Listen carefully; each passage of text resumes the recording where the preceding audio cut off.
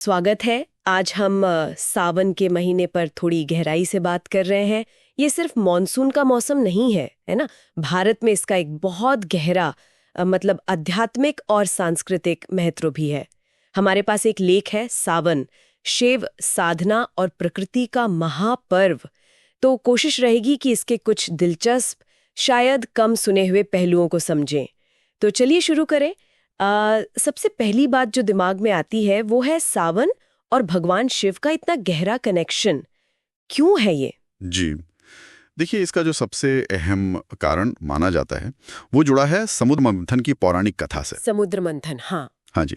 तो जब वो मंथन हुआ तो उसमें से हलाहल विष निकला था, बहुत भयानक, और सृष्टि को बचाने के लिए शिवजी ने वो विष पी लिया। ओह।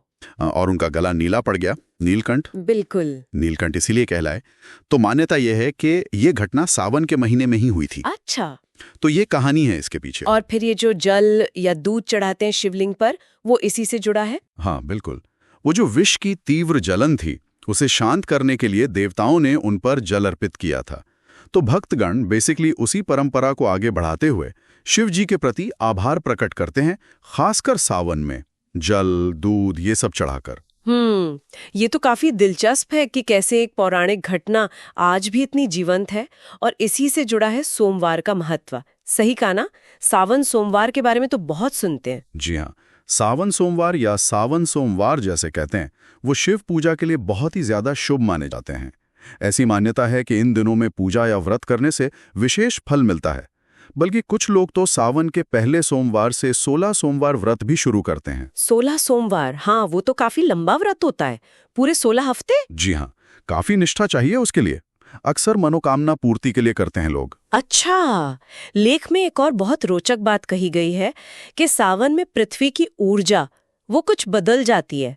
ये क्या है? हाँ, ये एक इंटरेस्टिंग पॉइंट है। कुछ प्राचीन ग्रंथों में और योगिक परंपराओं में ऐसा जिक्र मिलता है कि इस समय मतलब मॉनसून के दौरान पृथ्वी की जो चुंबकीय ऊर्जा है वो थोड़ी बढ़ जाती है, अपने चरम पर होती है। चुंबकीय ऊर्जा।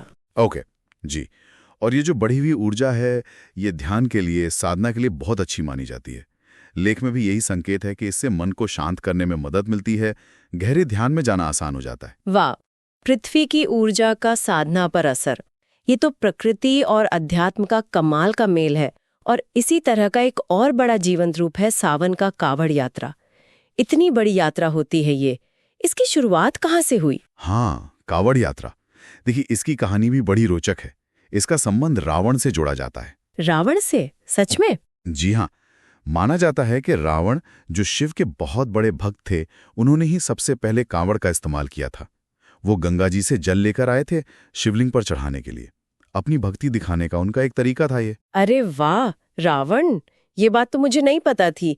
हम अक्सर रावण को सिर्फ एक ही नजरिए से देखते हैं। हाँ, उनके शिव भक्ति के किस्से भी हैं। बिल्कुल। अच्छा, अब रंगों की बात करते हैं। सावन में नीला और हरा रंग बहुत दिखता है, क्यों? जी, ये रंग असल में प्रतीकात्मक हैं।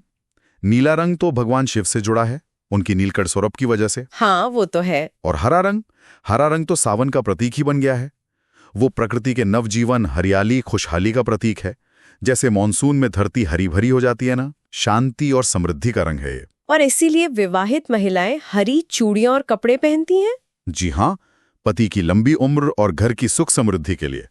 ये भी एक परंपरा है। तो मतलब इन सब बातों को अगर जोड़ें तो सावन सिर्फ बारिश का मौसम नहीं है, इसमें इतिहास है, पौराणिक कथाएं हैं, गहरी आस्था है, प्रकृति है और यहाँ तक कि पृथ्वी की ऊर्जा की बात भी है। आपने बिल्कुल सही पकड़ा।